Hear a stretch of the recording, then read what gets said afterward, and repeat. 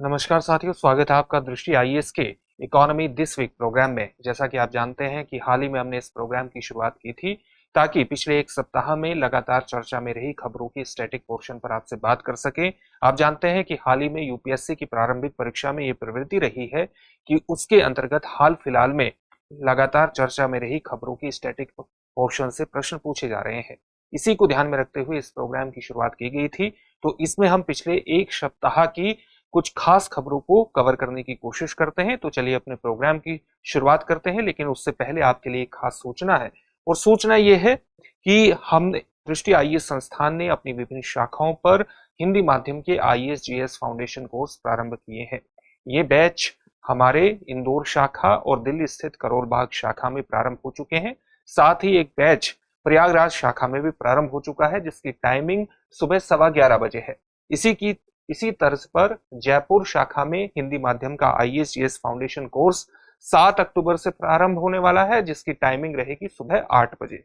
इसी तरह से लखनऊ शाखा में भी 18 अक्टूबर से बैच प्रारंभ हो रहा है, जिसका समय होगा सुबह 11:30 बजे। इन सभी शाखाओं के पास अगर आप स्थित हैं तो इन शाखाओं में जाकर के अपने एडमिशन को सुनिश्चित कर सकते हैं और सफलता की दिशा में अपना पहला कदम बढ़ा सकते हैं। अगर आपको किसी भी प्रकार की दुविधा है तो आप एक नंबर पर कॉल कर सकते हैं। हमारा नंबर है 8750187501। इस नंबर पर आप कॉल कर सकते हैं। 8750187501 हमारा नंबर है। इस नंबर पर कॉल करके आप अपने एडमिशन को सुनिश्चित कर सकते हैं और अपनी तैयारी को मजबूती प्रदान कर सकते हैं। अपनी सामान्य अध्ययन की तैयारी के आधार पर, सामान्य अध्ययन के आधार पर ही आप यूपीएससी के एग्जामिनेशन को क्वालिफाई करने के सोच सकते हैं और इसलिए आपकी तैयारी के अंतर्गत इन कोर्सेज का विशिष्ट महत्व है। तो इनमें अपना एडमिशन सुनिश्चित कीजिए। चलिए अपने टॉपिक की तरफ बढ़ते हैं और आज का हमारा पहला टॉपिक है मौद्रिक नीति समिति पुनर्गठन। हाल ही में सरकार ने जो मौद्रिक नीति समिति है, जो मौद्रिक नीति के बारे में महत्वपूर्ण निर्णय लेती है, उसका पुनर्गठन किया है। पुनर्गठन किस प्रकार से किया है? जैसे इस समिति में 6 सदस्य होते हैं, 3 सरकार द्वारा नियुक्त किए जाते हैं। तो इन 3 सदस्यों को सरकार ने हाल ही में नियुक्त किया है। वे कौन कौन से सदस्य हैं जिनको सरकार ने नियुक्त किया है? वे सदस्य हैं professor Ram Singh, Delhi school of economics से इनका संबंध है। उसी तरह से अर्थशास्त्री सौगत भट्टाचार्य को सरकार ने नियुक्त किया है और उसी तरह से डॉक्टर नागेश कुमार, जो कि औद्योगिक विकास अध्ययन संस्थान से संबंधित है, इनको नियुक्त किया है। इस मॉनेटरी पॉलिसी कमेटी या मौद्रिक नीति समिति के 3 अन्य सदस्य कौन होते हैं? 2 सदस्य पदेन होते हैं। एक हमारे आरबीआई के जो गवर्नर होते हैं वो इसके पदेन अध्यक्ष होते हैं मॉनेटरी पॉलिसी कमेटी के, और इसके अलावा डिप्टी गवर्नर जो होते हैं आरबीआई के, वो भी इसके पदेन सदस्य होते हैं। शक्तिकांत दास हमारे वर्तमान में गवर्नर हैं आरबीआई के, और मौद्रिक नीति के जो उप प्रभारी उप गवर्नर हैं ये भी पदेन सदस्य होते हैं। इसके अलावा एक आरबीआई अधिकारी की भी नियुक्ति इसके अंतर्गत होती है, जो कि आरबीआई का ही एक तरह से प्रतिनिधि माने जाते हैं। तो 3 सदस्य एक तरह से आरबीआई के हुए और 3 सरकार के हुए।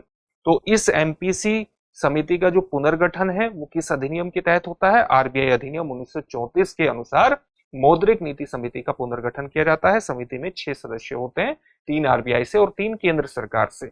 इसी के कारण इस पर चर्चा हुई है। नियुक्ति की अवधि इनकी कितनी होती है? नियुक्ति की अवधि होती है इनकी 4 साल की, या उस समय तक जब तक अगला आदेश नहीं आ जाता इनके कार्यकाल के संदर्भ में। तो अगली एमपीसी की जो बैठक है मौद्रिक नीति के बारे में ये निर्णय लेती है। तो इसकी अगली बैठक कब होने वाली है? 7 अक्टूबर को ये बैठक निर्धारित है, जो कि ब्याज दरों पर निर्णय लेगी और ये निर्णय 9 अक्टूबर को घोषित किए जाएंगे। ये निर्णय विशेष रूप से महत्वपूर्ण है क्योंकि आरबीआई के जो ये निर्णय है, ब्याज दरों को लेकर के जो निर्णय आरबीआई द्वारा लिए जाते हैं, यही इस बात का निर्धारण करते हैं कि मार्केट में, बाजार में हमारी पूंजी का प्रवाह कितना होगा, घटेगा या बढ़ेगा। तो घटने और बढ़ने के आधार पर ही उसकी, हमारी करेंसी की आपूर्ति और मांग प्रभावित होती है। इसलिए ये मौद्रिक नीति निर्णय विशेष रूप से महत्वपूर्ण होते हैं। कई कारकों के आधार पर इनको लिया जाता है। तो वर्तमान में जो रेपो रेट है, रेपो रेट कौन सा रेट होता है? वो रेट होता है जिस पर आरबीआई वाणिज्यिक बैंकों को उधार प्रदान करता है। वो रेट, उस रेट को हम कहते हैं रेपो दर कहते हैं। तो रेपो दर वर्तमान में 6.5% की दर पर बना हुआ है। अगर हम ब्याज दर परिदृश्य की बात करते हैं तो विश्लेषकों का, एक्सपर्ट्स का ये सुझाव है कि आरबीआई द्वारा, यानी रिजर्व बैंक ऑफ इंडिया द्वारा ब्याज दरों में कमी किए जाने की संभावना नहीं है। बल्कि ये 4% की मध्यम अवधि के लक्ष्य को पूरा करने के लिए मुद्रास्फीति को नियंत्रित करने पर ही ध्यान केंद्रित करेगा। यानी आरबीआई का जो मुख्य लक्ष्य होगा वो महंगाई को नियंत्रित करने पर केंद्रित रहेगा। महंगाई को कब नियंत्रित किया जाता है? जब मार्केट में पूंजी के प्रवाह को आप नियंत्रित कर देते हैं। अगर ब्याज की दरें कम होंगी तो इसका मतलब है कि जो वाणिज्यिक बैंक है वो आरबीआई से ज्यादा उधार लेंगे और इसके अंतर्गत मार्केट में पूंजी का प्रवाह बढ़ेगा। इससे महंगाई की दर ऊंची जाने की संभावना रहती है। इसलिए जब मुद्रास्फीति को नियंत्रित करना होता है तो आरबीआई या तो ब्याज दरों में अपरिवर्तित रखता है उनको, या उन ब्याज दरों को बढ़ा देता है। तो इसलिए आरबीआई को अगर मुद्रास्फीति को नियंत्रित रखना है तो वो ब्याज दरों में हो सकता है कि किसी प्रकार का परिवर्तन न करे या उसको बढ़ा दे, इस तरह की संभावनाएं रहती है। मुद्रास्फीति लक्ष्य निर्धारण ढांचे की बात करें तो आप जानते हैं कि आरबीआई का जो लक्ष्य है वो कंज्यूमर प्राइस इंडेक्स, उपभोक्ता मूल्य सूचकांक आधारित मुद्रास्फीति लक्ष्य 4% रखना है। यानी मुद्रास्फीति को वो 4% के आसपास बनाए रखना चाहता है और इसमें एक सहनशीलता सीमा का भी निर्धारण किया गया है, यानी +-2। यानी इस मुद्रास्फीति में अगर 6% तक ये बढ़ती है तो बहुत हानिकारक इसको नहीं माना जाता, इसको नियंत्रित ही माना जाता है। साथ ही अगर ये कम होकर के 2% के आसपास जाती है तब भी इस कोई चिंताजनक स्थिति नहीं मानी जाती, पॉलिसी में कोई बहुत बड़े परिवर्तन नहीं होते। इसलिए 4 +-2 का एक पूरा सिनेरियो बनाया गया है आरबीआई के द्वारा, ताकि न केवल मुद्रास्फीति पर नियंत्रण स्थापित किया जा सके बल्कि मार्केट को भी, आर्थिक ग्रोथ को भी बनाए रखा जा सके। और आर्थिक ग्रोथ को बनाए रखने के लिए जरूरी है कि बाजार में पूंजी का प्रवाह सुनिश्चित हो, और मुद्रास्फीति को नियंत्रित करने के लिए जरूरी क्या है कि बाजार में पूंजी के प्रवाह को सीमित किया जाए। तो इन दोनों में संतुलन स्थापित करने के लिए ही आरबीआई द्वारा जो अपना लक्ष्य है वो 4 +-2 का निर्धारित किया गया है और अपनी मौद्रिक नीति के माध्यम से इस लक्ष्य को प्राप्त करने की कोशिश करता है। तो हालिया जो एमपीसी बैठक है, जो मॉनेटरी पॉलिसी की बैठक है, वो पिछली 9 बैठकों में रेपो दर जो है वो अपरिवर्तित रही है। अपरिवर्तित रहने का मुख्य कारण यह है कि आरबीआई का अभी तक मुख्य फोकस मुद्रास्फीति को नियंत्रित करना ही रहा है, जिसका यहां पर लिखा है कि जहां प्राथमिक लक्ष्य मुद्रास्फीति को ही कम करना रहा है। अगर आरबीआई का मुख्य लक्ष्य मुद्रास्फीति को नियंत्रित करना रहा है तो इसका सीधा सा मतलब है कि आरबीआई रेपो दर में परिवर्तन नहीं करेगा, और अगर वो मुद्रास्फीति को और तेजी से घटाना चाहता है तो वो जो अपना ब्याज दर है उसको बढ़ा भी सकता है। तो अभी संभावना विश्लेषकों के द्वारा यही जताई जा रही है कि अगर मुद्रास्फीति एक कंसर्न रहता है तो आरबीआई हो सकता है कि इस बैठक में भी अपनी ब्याज दरों में किसी भी प्रकार का परिवर्तन न करे। ये पूरी हमारी खबर थी। अगली खबर की तरफ बढ़ते हैं। अगली खबर है जीएसटी क्षतिपूर्ति उपकर। आप जानते हैं कि जीएसटी यानी गुड्स एंड सर्विसेज टैक्स, जो कि एक प्रकार का अप्रत्यक्ष कर है, वो कब लाया गया था? 1 जुलाई 2017 से हमारे देश में लागू हुआ था। लेकिन जब इस कर को लाया गया था, इस अप्रत्यक्ष कर को लाया गया था, तो हमारे कई राज्य ऐसे थे जिन्होंने ये बताया था कि उनको कर हानि हो सकती है जीएसटी को लाए जाने से, क्योंकि उनके बहुत से करों को जीएसटी के अंतर्गत समाहित कर लिया गया था और उनको ये डर था कि इससे उनकी कर हानि होगी तो डेवलपमेंट वर्क, विकास कार्यों में उनके लिए पैसा कहां से आएगा। तो उनकी इस हानि को कम करने के लिए या उनकी इस हानि को कंपेंसेट करने के लिए केंद्र सरकार एक व्यवस्था लेकर के आई थी जिसको हम कहते हैं जीएसटी कंपेंसेशन सेस, यानी जीएसटी क्षतिपूर्ति कर। और इसके आधार पर एक कोष भी बनाया गया था जिसमें अलग अलग राज्यों को एक निर्धारण किया गया था कि इस राज्य को इतना क्षतिपूर्ति कर किया जाएगा, उसका पूरा निर्धारण किया गया था ताकि उनको जितना कर की हानि जीएसटी के आने से हुई है उसकी क्षतिपूर्ति कर की जा सके। और इसी के कारण अलग अलग वस्तुओं पर एक सेस लगाया गया था, यानी एक उपकर लगाया गया था, ताकि एक क्षतिपूर्ति कर निधि बनाया जा सके और राज्यों का जो उनको हानि हुई है जीएसटी के लाने से उसकी पूर्ति की जा सके। इसलिए इसको कहा जाता है जीएसटी क्षतिपूर्ति कर, कंपेंसेशन कर। तो इसका उद्देश्य क्या था? 2017 में इसको लाया गया था। ये उपकर राज्यों को माल और सेवा कर यानी जीएसटी में परिवर्तन के दौरान राजस्व में होने वाले घाटे की भरपाई करता है, यानी जो उनको रेवेन्यू डेफिसिट हुआ, रेवेन्यू घाटा हुआ, रेवेन्यू का लॉस हुआ, उसकी ये पूर्ति करने का प्रयास करता है, भरपाई करने का प्रयास करता है। इसमें मुख्य प्रभावित राज्य कौन से थे जीएसटी के लाए जाने से, जिनको कर के नुकसान होने की संभावना ज्यादा थी? जैसे गुजरात। ऐसे राज्य ज्यादा थे जहां पर जो विनिर्माण होता है, जो मैन्युफैक्चरिंग सेक्टर है वो काफी मजबूत था, इस तरह के राज्य ज्यादा थे। इन राज्यों में कौन से राज्य आते हैं, जैसे गुजरात आता है, तमिलनाडु आता है, कर्नाटक आता है, महाराष्ट्र आता है और इसके अलावा हरियाणा भी आता है। ये राज्य, तो इस तरह के उपकर को लगाने से इनको कंपेंसेट करने की एक व्यवस्था लाई गई ताकि इनकी राजस्व हानि की भरपाई की जा सके। इसके लिए एक पृथक क्षतिपूर्ति निधि भी बनाई गई, एक कंपेंसेशन फंड भी बनाया गया। जो उपकर एकत्रित किया गया, अलग अलग वस्तुओं पर जो सेस लगाया गया और उससे जो राशि की प्राप्ति हुई, उसे एक विशिष्ट निधि में जमा किया गया, जिसको हम पृथक क्षतिपूर्ति निधि के नाम से जानते हैं। और जीएसटी राज्यों की क्षतिपूर्ति अधिनियम 2017 के अनुसार राज्यों को उनकी राजस्व हानि के आधार पर इसको वितरित भी किया गया, ताकि राज्यों की राजस्व हानि को सीमित किया जा सके, कम से कम किया जा सके और वो अपने विकास के कार्य कर सके। इसके लिए एक आधार वर्ष भी रखा गया।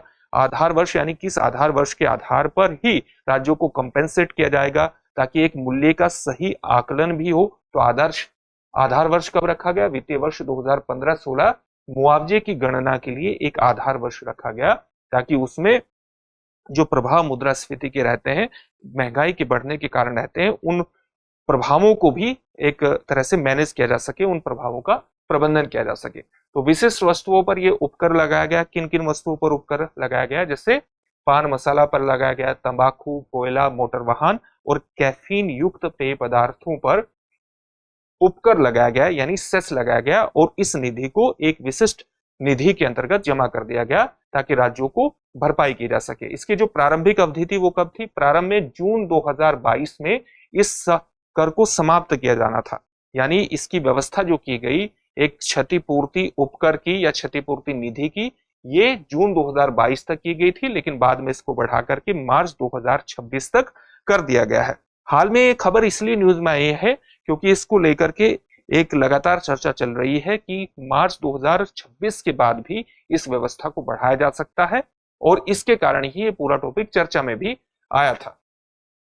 इसके अंतर्गत हाल ही में सरकार ने एक ग्रुप ऑफ मिनिस्टर जीओएम का गठन किया है, जो क्षतिपूर्ति उपकर के पुनर्गठन और इसके उन्मूलन के बाद, यानी इसके समाप्त होने के बाद इसे प्रतिस्थापित करने वाली एक कराधान प्रणाली यानी एक टैक्स प्रणाली का प्रस्ताव करने के लिए मंत्री समूह का इसका गठन हुआ है।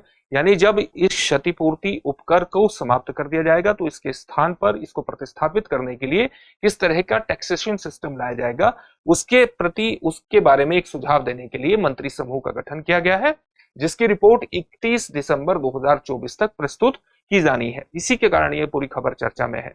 भविष्य का अनुमान क्या है, भविष्य का अनुमान यह है कि फरवरी और मार्च 2026 में उपकर से अनुमानित संग्रह लगभग 40,000 करोड़ रुपए का रहने वाला है, जिसे केंद्र और राज्यों के बीच विभाजित किया जाएगा। अगर हम इसके संभावित विस्तार की बात करें तो जैसा कि आपको अभी बताया गया था, इसके विस्तार की भी संभावना जताई जा रही है कि जो क्षतिपूर्ति कर है मार्च 2026 के बाद भी इसको लगाया जा सकता है। हाल ही में वित्त मंत्री ने संकेत दिया है कि यदि राज्यों को क्षतिपूर्ति का दबाव का सामना करना पड़ता है तो जीएसटी राजस्व अपर्याप्त होता है, और जीएसटी राजस्व जो रहता है वो अपर्याप्त रहता है, तो उपकर को यानी सेस को 2026 तक से आगे भी बढ़ाया जा सकता है। मार्च 2026 से आगे बढ़ाने के बारे में उसके सोचा जाएगा। अनिश्चित भविष्य किसके बारे में है, जीएसटी क्षतिपूर्ति उपकर का भविष्य जो है वो अनिश्चित है, क्योंकि इसके बारे में जो निर्णय लिया जाएगा वो आर्थिक, राजनीतिक और प्रशासनिक कारकों पर निर्भर करेगा, जिसमें राज्यों की मांग भी महत्वपूर्ण रूप से भूमिका निभा सकती है। नए उपकर की भी संभावना है। सरकार राजस्व आवश्यकताओं के आधार पर अलग लक्षित उपकर लागू कर सकती है या मौजूदा उपकर को भी बनाए रख सकती है। ये भविष्य के गर्त में है और इसी को ध्यान में रखते हुए ग्रुप ऑफ मिनिस्टर का गठन किया गया है, जिसकी रिपोर्ट 31 दिसंबर 2024 तक आ जानी है।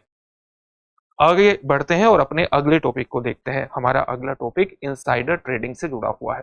इनसाइडर ट्रेडिंग को लेकर के हाल ही में सेबी ने कुछ नियम जारी किए हैं, या आप कह सकते हैं कि सेबी ने कुछ नियमों को इस तरह से किया है ताकि इनसाइडर ट्रेडिंग को रोका जा सके। उसकी परिभाषा में कनेक्टेड लोगों की परिभाषा में, संबद्ध लोगों की परिभाषा में कई अन्य लोगों को भी लाया गया है। इनसाइडर ट्रेडिंग क्या होती है? इनसाइडर ट्रेडिंग उसको कहते हैं, मान लिया आप किसी कंपनी में काम करते हैं, उस कंपनी के कर्मचारी हैं, आप किसी कंपनी के कर्मचारी हैं या इस कंपनी के आप अधिकारी हैं या किसी अन्य एग्जीक्यूटिव कार्यकारी पद पर आप काम करते हैं और इस कंपनी की अंदर की इंफॉर्मेशन के बारे में आपको जानकारी है।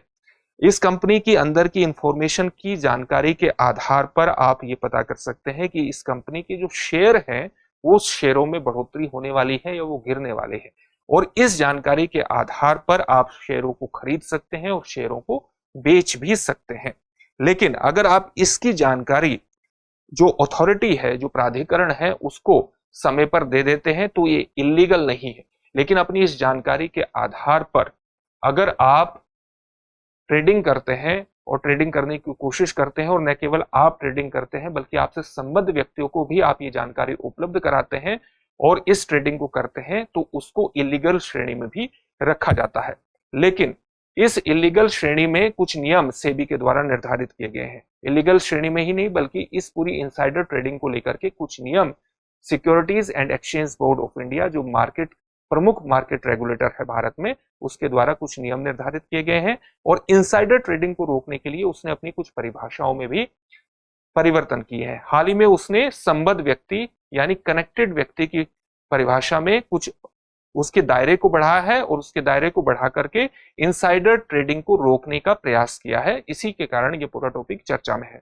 यानी परिभाषा को किस तरह से बढ़ाएंगे, जैसे इस कंपनी के कर्मचारी, अधिकारी और एग्जीक्यूटिव्स को जानकारी है कि कंपनी में आगे ग्रोथ होने की संभावना है या नहीं होने की संभावना है, तो ये अगर उसके शेयरों को खरीदते हैं, बेचते हैं और उसकी जानकारी जो अथॉरिटी है, जो संबद्ध अथॉरिटी को दे देते हैं, तो वो तो बात ठीक है। लेकिन अगर ये जानकारी अपने किसी संबद्ध व्यक्ति को, कनेक्टेड व्यक्ति को प्रदान करते हैं और वो इसकी ट्रेडिंग, वो इसके शेयरों को खरीदता है या बेचता है, तो वो भी किस दायरे में आएगी? तो इसको प्रभावित व्यक्ति यानी इनसे जुड़ा हुआ व्यक्ति उस लीगैलिटी और इलीगैलिटी, वैधता और अवैधता की श्रेणी में नहीं आएगा या नहीं आएगा, उसके लिए भी एक परिभाषा की आवश्यकता है।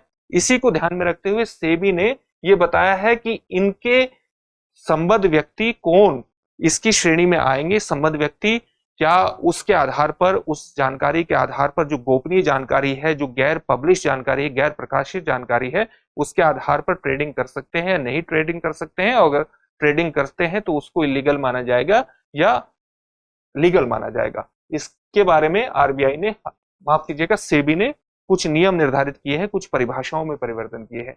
तो इनसाइडर ट्रेडिंग पर विनियमन को कड़ा करने के लिए सेबी द्वारा हाल ही में कुछ उपाय किए गए हैं। संबद्ध व्यक्तियों यानी कनेक्टेड व्यक्तियों की परिभाषा को विस्तारित किया गया है। किस प्रकार से विस्तारित किया गया है? जैसा कि अभी आपको बताया कि संबद्ध व्यक्ति कौन होता है, जो उस कंपनी से जुड़ा हुआ है, उसको उस कंपनी के बारे में अंदरूनी जानकारी होती है, और उस अंदरूनी जानकारी को अगर वो अपने से जुड़े हुए व्यक्ति को साझा करता है तो वो भी एक तरह से ट्रेडिंग से फायदा उठा सकता है। तो इन सभी इलीगल गतिविधियों पर नियंत्रण लगाने के लिए ही संबद्ध व्यक्तियों से जुड़े हुए व्यक्तियों को परिभाषा के दायरे में लाया गया है। सेबी ने जुड़े हुए व्यक्तियों की परिभाषा को व्यापक बनाया है और उसके कई उदाहरण हैं। जैसे किस तरह से इसको व्यापक बनाया है परिभाषा, जैसे संबद्ध व्यक्ति कोई फर्म है या फर्म या उनके साझेदार है या कर्मचारी है जहां जुड़ा हुआ व्यक्ति भी साझेदार है। यानी ये व्यक्ति जो है वो किसी कंपनी में काम करता है और किसी कंपनी में काम करने के साथ साथ ये किसी फर्म से भी जुड़ा हुआ है। तो इस फर्म के से जुड़े हुए जितने भी व्यक्ति हैं, इसके जो साझेदार हैं इस व्यक्ति के, और इसके जो कर्मचारी हैं, वो भी संबद्ध व्यक्ति, कनेक्टेड व्यक्ति की श्रेणी में आ जाएंगे। यानी वो भी एक तरह से उनको भी सूचना देनी पड़ेगी कि वो इसमें ट्रेडिंग कर रहे हैं, शेयरों को खरीद रहे हैं या बेच रहे हैं, तभी उनकी ट्रेडिंग को इलीगल नहीं माना जाएगा, अवैध श्रेणी से बाहर रखा जाएगा। साथ ही किसी संबंधित व्यक्ति के साथ घर या आवास साझा करने वाला व्यक्ति भी कनेक्टेड व्यक्ति की श्रेणी में आएगा, ताकि इलीगल ट्रेडिंग को, इनसाइडर ट्रेडिंग को रोका जा सके। वो भी इनसाइडर ट्रेडिंग के अंतर्गत आ जाएगा। साथ ही आपको ध्यान में रखिएगा कि जो 2015 के सेबी के नियम हैं, जिनको इनसाइडर ट्रेडिंग विनियमन के नाम से जानते हैं, उसमें भी कुछ संशोधन किए गए हैं। और संशोधन में किस प्रकार से किया गया है कि जो निकटतम रिश्तेदार है उसके स्थान पर शब्द लाया गया है रिश्तेदार, और इसमें रिश्तेदार शब्द को ला करके इसका कवरेज बढ़ा दिया गया है। कवरेज किस प्रकार से बढ़ाया गया है? जैसे कोई भी व्यक्ति है, चाहे पुरुष है तो उसकी पत्नी, और अगर महिला है तो उसके पति को इसके अंतर्गत शामिल कर दिया गया है। उसी प्रकार से व्यक्ति के माता पिता को इसमें शामिल कर दिया गया है, ससुराल वालों, भाई बहन और उन भाई बहनों के पति या पत्नी को भी इसके अंतर्गत शामिल किया गया है। व्यक्ति के बच्चे और उन बच्चों के पति या पत्नी को भी इसके अंतर्गत शामिल कर दिया गया है। तो रिश्तेदार की परिभाषा को भी व्यापक बनाया गया है और इस परिभाषा को व्यापक बना करके ये कह दिया गया है कि अगर कंपनी से जुड़े हुए कर्मचारी या अधिकारी या एग्जीक्यूटिव के ये रिश्तेदार भी उस कंपनी से या फर्म से जुड़े हुए शेयरों को खरीदते और बेचते हैं तो उनकी गतिविधियों को भी उसी के दायरे में लाया जाएगा, उसको भी इनसाइडर ट्रेडिंग माना जाएगा। और अगर इनसाइडर ट्रेडिंग माना जाएगा तो उसकी सूचना देना संबंधित अथॉरिटी को जरूरी हो जाएगा। अगर वो सूचना नहीं देते हैं तो उसका सीधा सा मतलब है कि वो मार्केट को गलत तरीकों से प्रभावित करने की कोशिश कर रहे हैं और इस तरह से मार्केट को रेगुलेट करने का प्रयास सेबी ने इन नियमों के माध्यम से किया है। साथ ही इन परिवर्तनों का जो उद्देश्य है वो ऐसे व्यक्तियों को कवर करना है जिनके पास अप्रकाशित मूल्य संवेदनशील सूचना तक पहुंच होने की उचित रूप से अपेक्षा की जा सकती है। इसका मतलब क्या हुआ? इसका मतलब यह है उन लोगों को कवर करना है जिनके पास किसी कंपनी के बारे में ऐसी सूचना है, ऐसी अप्रकाशित सूचना है, अनपब्लिश्ड सूचना है जिससे प्राइस प्रभावित हो सकता है, यानी जो प्राइस संवेदनशील है, जो मूल्य संवेदनशील सूचना है और उसके कारण जिन्हें पहले संबंधित व्यक्तियों के रूप में वर्गीकृत नहीं किया गया था। तो इसका दायरा बढ़ा करके ऐसे व्यक्तियों को ला दिया गया है जिनके पास अप्रकाशित सूचना किसी कंपनी के शेयरों के बारे में हो सकती है और इसके माध्यम से इनसाइडर ट्रेडिंग को रोकने का प्रयास किया गया है। हमारी आज की अगली खबर है फ्यूचर्स एंड ऑप्शंस डेरिवेटिव्स।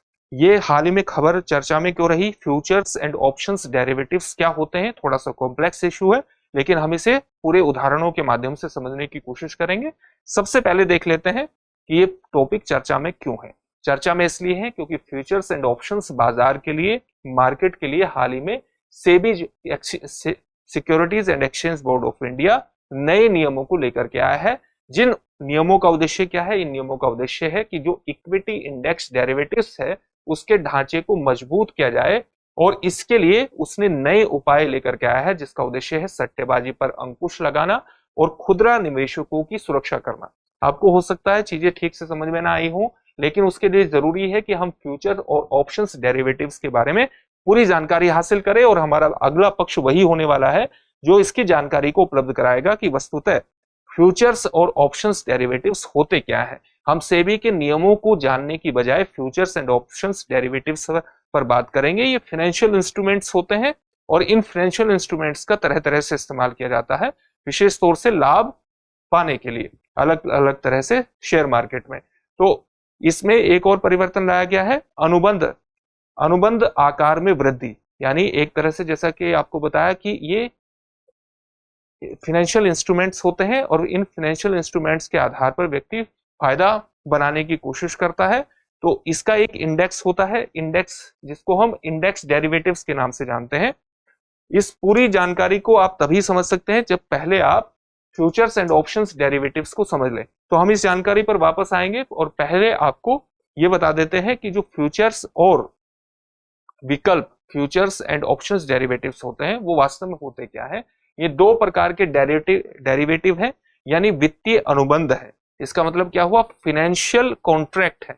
क्या है? एक तरह के कॉन्ट्रैक्ट है और इनका जो मूल्य है वो कहां से निर्धारित होता है? वो स्टॉक से या कमोडिटी से जैसी चीजों में अंतर्निहित होता है। तो इसकी अंडरलाइंग जो वैल्यू होती है वो स्टॉक और कमोडिटी पर निर्भर होती है।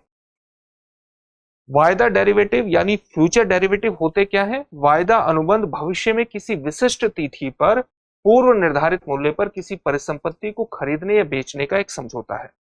इसका मतलब क्या हुआ कि मान लिया आप भविष्य में कोई परिसंपत्ति खरीदना चाहते हैं या कोई शेयर खरीदना चाहते हैं तो आप पहले से ही किसी पूर्व तिथि पर इसका एक मूल्य निर्धारित करने की कोशिश करते हैं और उस मूल्य पर उसको खरीद लेते हैं और उसके लिए एक समझौता भी करते हैं, एक फाइनेंशियल अनुबंध करते हैं।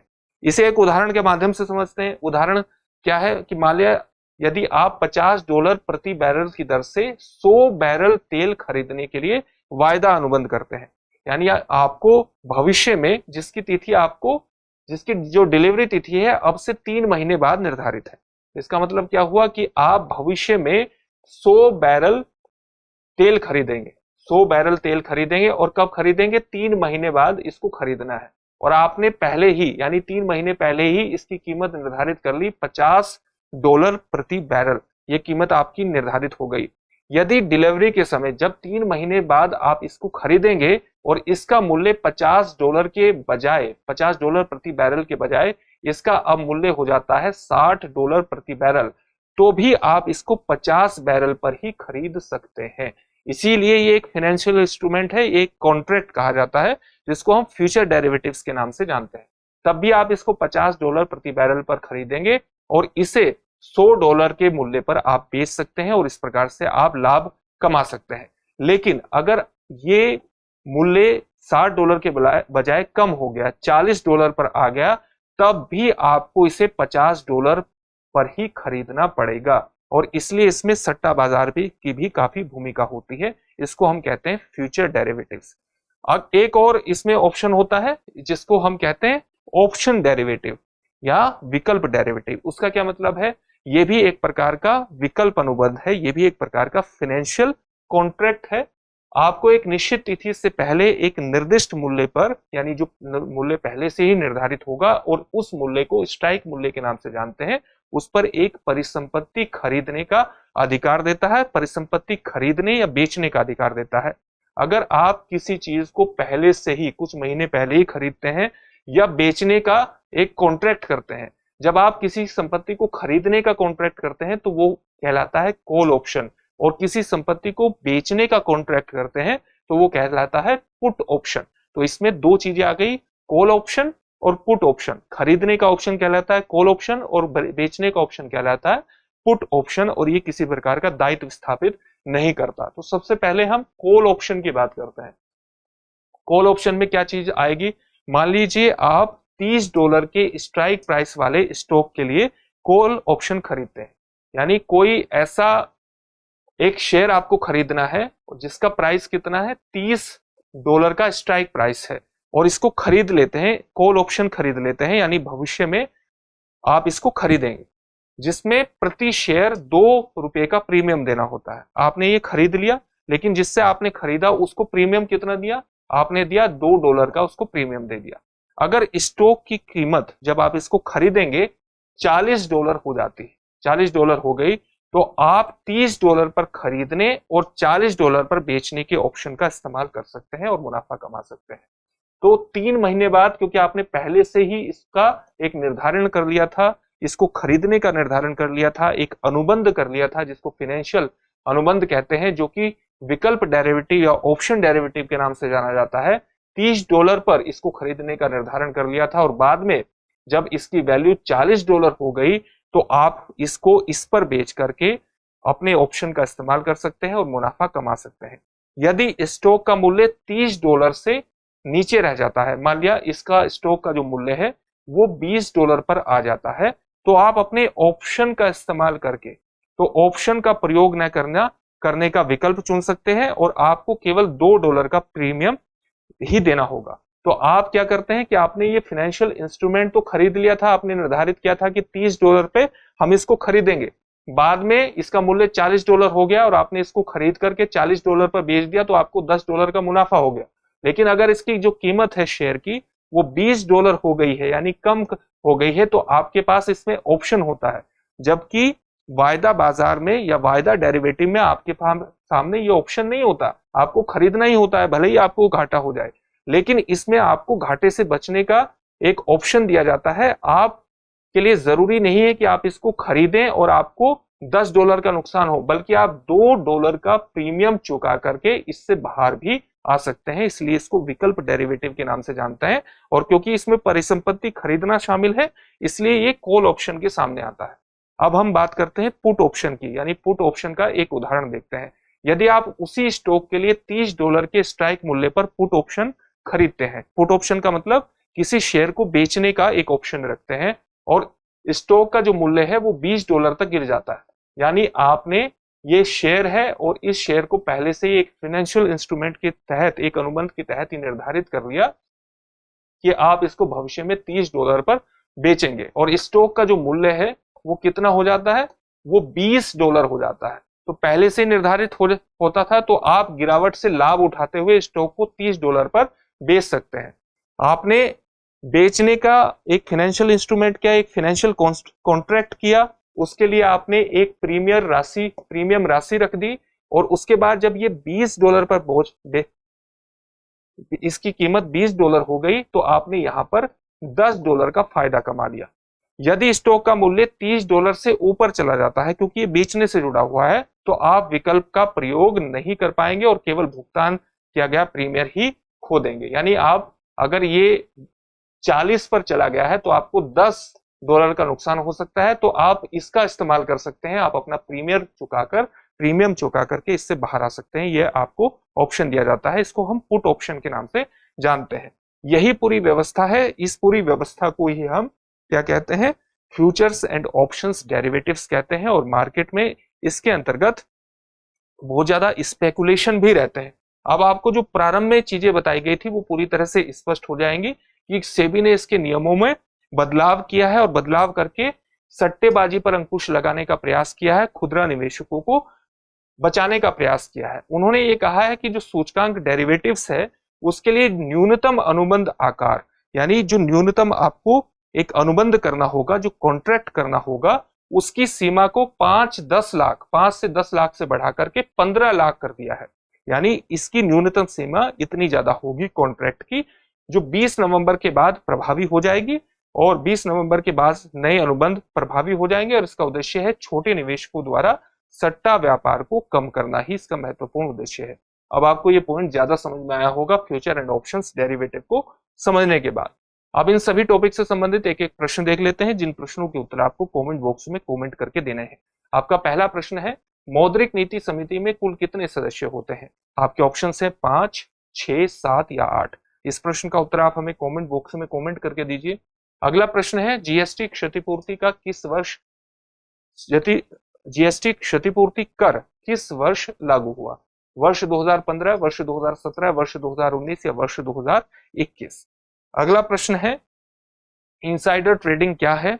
आपके ऑप्शंस हैं, सार्वजनिक रूप से उपलब्ध जानकारी के आधार पर शेयरों का व्यापार करना। ऑप्शन बी है, गोपनीय गैर सार्वजनिक जानकारी के आधार पर शेयरों को खरीदना या बेचना। ऑप्शन सी, केवल कंपनी के प्रबंधन के भीतर शेयरों का व्यापार करना। और ऑप्शन डी क्या है, सार्वजनिक रूप से घोषित किए जाने के बाद शेयरों को बेचना। चौथा प्रश्न है, वायदा अनुबंध क्या है? किसी विशिष्ट भावी तिथि पर पूर्व निर्धारित मूल्य पर किसी परिसंपत्ति को खरीदने या बेचने का समझौता। ऑप्शन बी है, मूल्य में गिरावट के विरुद्ध एक प्रकार का बीमा। ऑप्शन सी है, किसी निश्चित तिथि से पहले किसी विशिष्ट मूल्य पर परिसंपत्ति को खरीदने का अधिकार, या अचल संपत्ति में दीर्घकालिक निवेश। इन सभी प्रश्नों के उत्तर आपको कमेंट बॉक्स में कमेंट करके जरूर देने हैं।